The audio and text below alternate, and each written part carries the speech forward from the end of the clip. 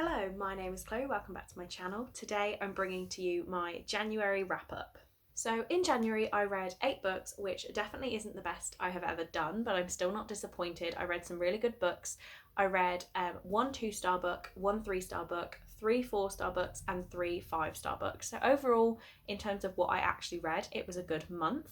I'm not going to talk for too long, I'll just get into telling you the books I read and the ratings I gave them. Starting from the bottom, my least favourite book of the month was The Hazelwood by Melissa Albert. This was our Reading Between the Spines book club pick, so I'm a little disappointed that I didn't enjoy it. We have already had our chat for this book and I was reconsidering my rating of it because everyone did rate it a little bit higher and I understood some of their nice comments about it. It wasn't that bad, but I couldn't rate it any higher just comparing it to the other books I was reading. This is about a girl called Alice. I don't know how I'd forgotten her name already. So I just tried to explain this book and went off on 8 different tangents. Also, I'm just going to apologise now for how my voice sounds. I didn't realise it was quite this bad until I was talking into a camera. So yeah, this is about Alice, whose grandmother has written a book called Tales of the Hinterland, which are dark fairy tales. Her grandmother dies and Alice just seems to get swept up in the drama of the hinterland. And I'm not going to say more than that because I got a bit confused explaining it myself. This book, I'm really sad that I didn't like it and I am going to let it go, but it has blue pages and it's very, very nice, so I'm actually going to throw it on my unhaul pile for the next video that I'm just about to film. So if you're interested in reading this book, then let me know, or watch the unhaul and then let me know. So I'm going to throw that on there. 2 stars, didn't love it. I'm not going to go as far as hated it, but I just definitely didn't like it. The book I gave 3 stars was The Black Flamingo by Dean Atter. This is a book about Michael, who is a black gay guy who decides to get into drag. And it's written in verse, which is something I typically avoid like the plague. But for some reason, I decided to give this book a go. I did really enjoy it, and 3 stars to a book told in verse for me is amazing. But I just found there was nothing I'm going to get the word wrong, empathise or sympathise. I couldn't relate to Michael at all. I am not a person of colour, I am not gay, and I don't want to be a drag queen.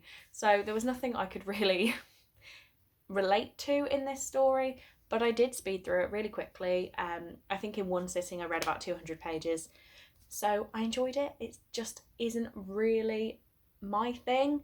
But I would recommend this to anybody to give it a go, just to put yourself out of your comfort zone for a minute and try it, because it definitely opened my eyes. Next, on to 4-star books. These are all about the same, so these aren't ranked within the individual star ratings. The first one is Carpe Corpus by Rachel Caine. This is the 6th book in the Morganville Vampires series. I am rereading the whole of the Morganville Vampire series just by myself for my own enjoyment because it's one of my favourite series of all time. This book was a little bit of a letdown to me. I remember this being my favourite because there is a specific romantic element of this story I loved between some of the characters. But apart from that, not much happened.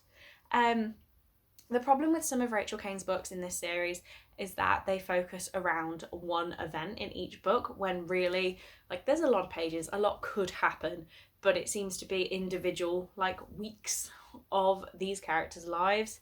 But I gave it 4 stars. I did really enjoy it. It just didn't quite live up to the 5-star reputation I had this in my head. So knocked it down to 4. But really excited to read the next book in the series. I believe the next one's Fade Out. They're on the top of my shelf. I can't quite tell from here. But I haven't got any plans to get to that, like, in the immediate future, but definitely will get it read in the next couple of months. Next, I have City of Ashes by Cassandra Clare. This is the 2nd book in the Shadowhunter series, Mortal Instruments. I am reading the whole of the Mortal Instruments with Brittany at the Neverending Reader, who obviously I will tag below like always.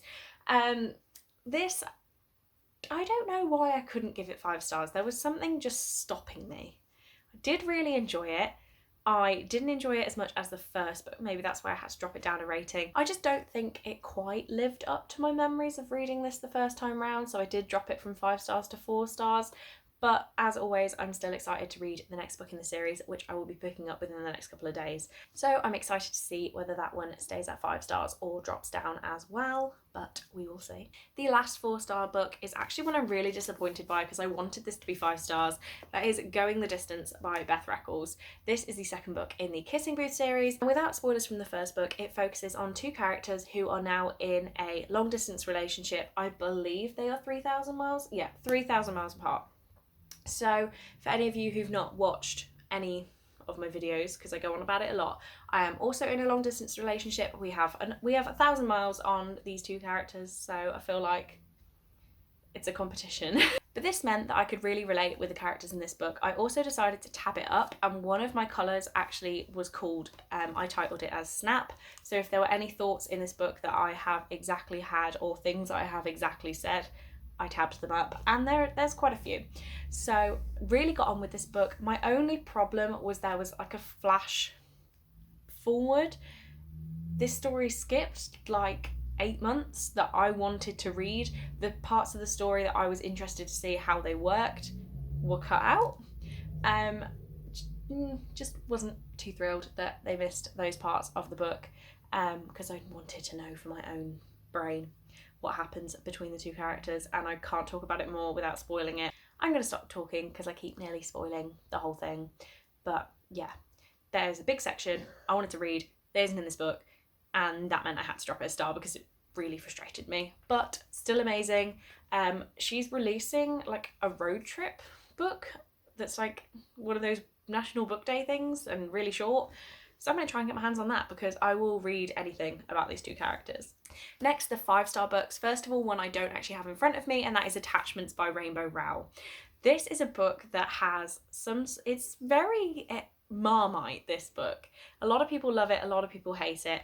I unhauled my copy just because I had a quite battered secondhand copy, and I saw that somebody on Twitter was looking for it. It was on their Amazon wishlist, and I said, you know, you can have my battered old copy if you just want to read it, if you're not looking for a pristine edition. So they took me up on that, and I don't own it anymore, but I am hunting for a hardback copy. And I can't seem to find one online for less than like £100. So if you've got a hard copy of Attachments, do let me know that you want to get rid of. This is an office romance, and I can't remember the characters' names to save my life. I read this at the start of January. But a guy is hired to check the emails that go through the office if there's anything flagged up that they shouldn't be talking about at work. And he does this, and he basically falls in love with somebody that he's never met. And she doesn't even know he exists. And I absolutely loved it. I think it was set in 1999, so like I was 1 when this book was set. Makes me feel very old. But a lot of people do hate it just because of the creepiness of the guy. But you know, I really got on with it. I thought it was cute, it was different. Never read anything like that before, so I gave it 5 stars. I thoroughly enjoyed it. The next 5-star book I read was P.S. I Still Love You by Jenny Han. This is the second book in the To All the Boys I Loved Before series, which the first book I only gave 4 stars, and this one I had to give 5. So I won't spoil this book again because it's the second in the series, but the first one is about Lara Jean, who writes love letters to boys that she likes, and files them away so that they never have to find out, but her emotions are out, and one day these letters get sent out. So this book follows the return of a letter that she wasn't expecting. Won't say more than that, again, just to spoil it.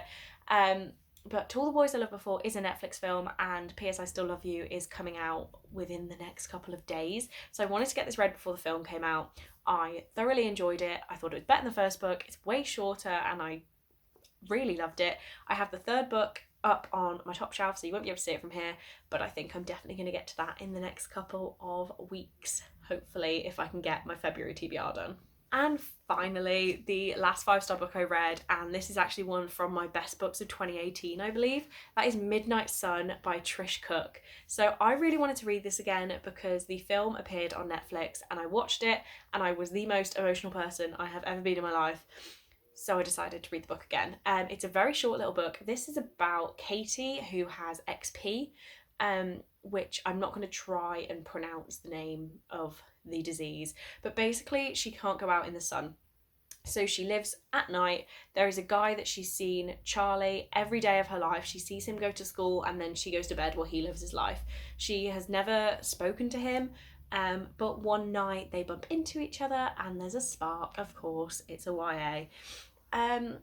It was amazing. This book is great. I've now read it. I think I've only read it twice, but I feel like I might just read it again. It's very small. Why say that? It's just less than 300 pages. It's about 260 pages, so I could just read it again for fun. I'm not going to. I've read it twice. I'm going to keep this forever, treasure it. It was amazing, and I really want to watch the film again soon. So those were the 8 books I read in January. If you've read any of these books and have the same or different opinions, please do let me know in the comments because I'd love to talk to you about them. But for now, thank you for watching this video. I really do hope you enjoyed it, and I will see you in the next one.